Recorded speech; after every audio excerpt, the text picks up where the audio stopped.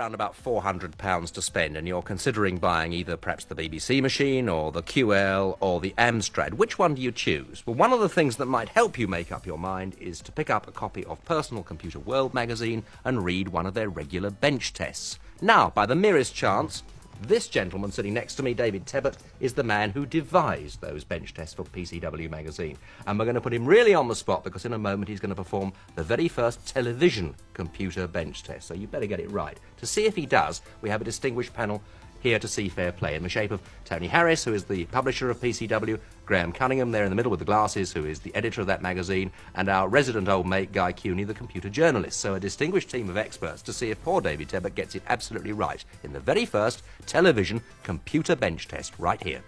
I suppose the ideal computer is one which satisfies all your needs, from zapping aliens to running your business. Now clearly, not all machines are suitable, but there are some inexpensive machines around which might do the job. Today I'm going to introduce you to three of them.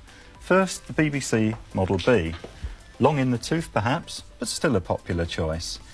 Then we have Sinclair's elegant but controversial QL. Finally, we have a machine from a company better known for its hi-fi, the Amstrad CPC 464. The BBC and the QL rely heavily on their technical specifications to attract buyers. The BBC with its wide range of add-ons, and the QL with its large memory and powerful processor, whereas the Amstrad comes across as a straightforward, ready-to-run machine. Let's see what's in the boxes.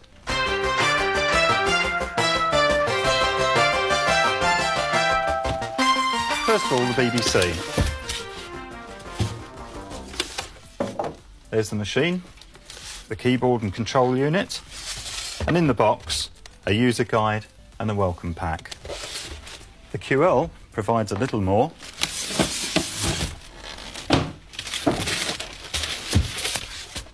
In fact, we have the QL itself with its micro drives over here.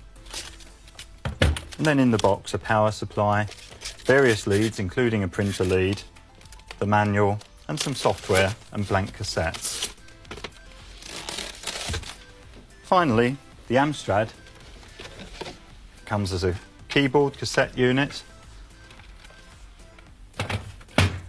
and in the box, a manual and a pack of £100 worth of software. You can either have a colour monitor with the Amstrad or a green and white plain monitor. Out of a possible 25 points, I've given the BBC 8, the QL 18 because of its microdrives and its software, and the Amstrad 20 because it's got a cassette unit, monitor and software.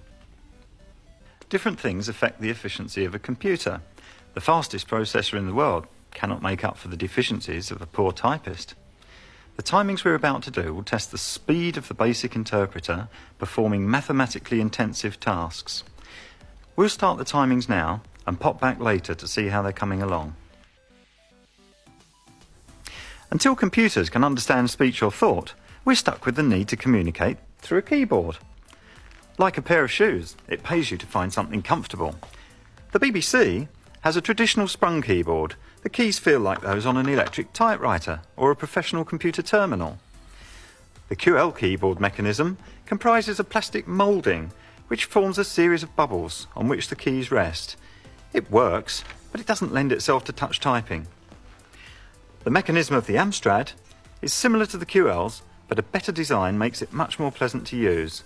Out of 20 points, we'll give the BBC 18 for its quality, the QL 8 and the Amstrad 11 because, although they're both bubble-based, Amstrad has a better feel.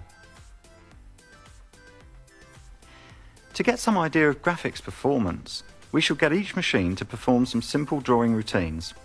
Each machine will be tested in its 4-colour mode.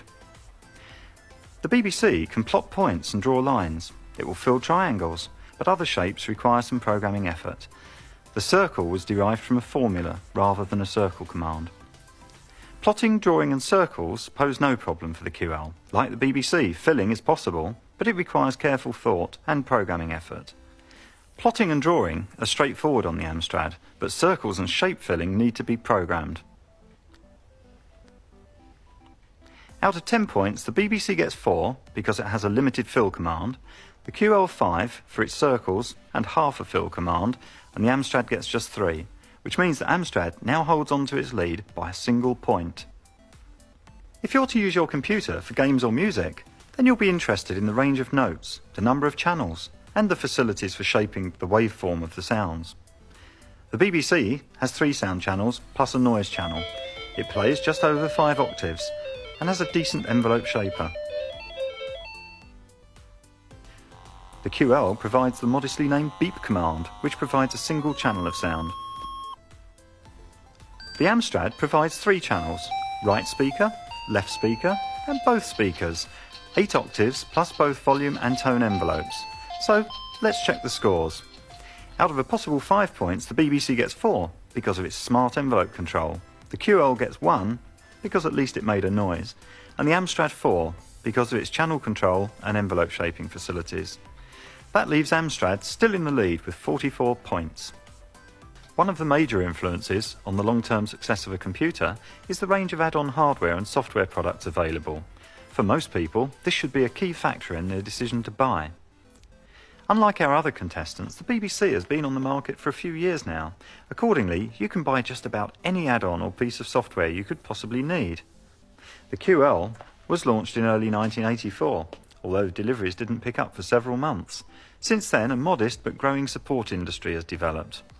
A count of the advertisements in a recent issue of PCW showed 20 items for the QL. Amstrad is an even more recent arrival than the QL. The same search through PCW found 10 items, plus some Amsoft programs. The number of supporting products relates to the popularity of the machine and the time it's been on the market. Accordingly, we end up with 22 points out of 25 for the BBC, 8 for the QL and 5 for the Amstrad. This means that the BBC has now grabbed a clear lead from the relative newcomers. Let's see what the final tally was in the benchmark timings. I suspect we have 1 or 2 surprises on our hands. The BBC and the Amstrad were the fastest. Out of 5 points, we'll give the BBC 3, the QL 2 and the Amstrad 4. This gives us the final tally. Out of a maximum of 100 points, the BBC scores 63, the QL 50 and the Amstrad 53. The prices are for the computers as purchased, including VAT. The BBC requires some means of storage and display. The QL2 needs a display but does have microdrives and a range of business programs. The Amstrad comes as a ready-to-run system with a pack of 12 programs. Everyone will have a different interpretation of the final tally based on their own particular needs and preferences. David, I rather enjoyed that. Come and take a seat, especially the bit where it dissolved into the bottom right-hand corner. Now, Tony, why do you as a publisher like to see bench tests in your magazine? Well, we find that an enormous number of people buy the magazine specifically to read the bench tests.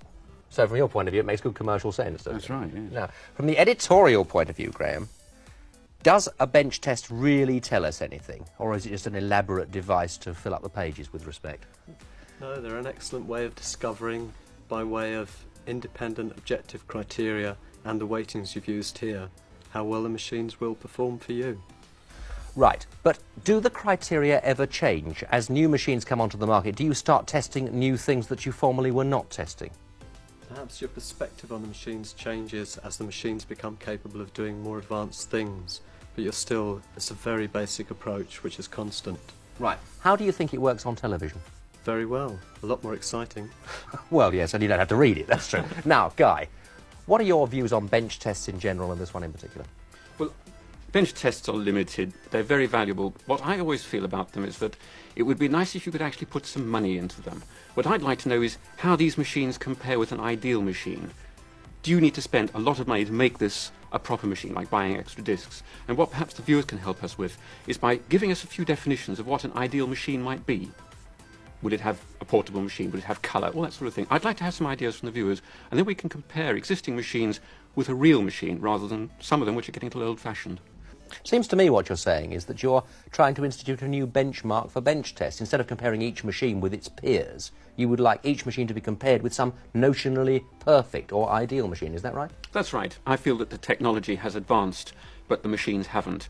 And that people can see they want this machine for that feature, but they would like also to have something new. They'd like to perhaps have a colour and a black and white display. They'd like to have a portable display. They'd like to have a built-in modem. I don't know what.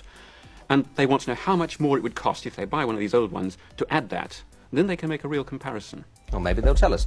Now, David, we had an item there that ran, 7.5, 8 minutes. right? And obviously it doesn't take up the same amount of space as it would in the magazine, where you can get a lot more information because it's in print. But how much work do you have to do to come to the conclusions that you gave us in that short time? About 40 hours for each machine. So what we saw there, and what one reads in the paper, is the distillation of, what, 120 hours worth? That's right, yeah. Do you ever get surprised? Do you come across a new machine that has a new feature for which you haven't got a grouping, a thing to put it in? Well, they all deal with input, output and processing, but now and again something crops up which is really whizzo, a video disc or something like this. It goes beyond the scope of a bench test. You put it on whatever bit it belongs to. And you get enthusiastic Output, about it, do you? Get enthusiastic about it, rave about it, whatever. I see. All right, now, you may have some ideas for future bench tests, or perhaps more importantly, you might have some ideas about what the ideal benchmark machine would be if you could only think of it to satisfy Guy's point. If you have ideas in those areas, then by all means write to us using the good old Royal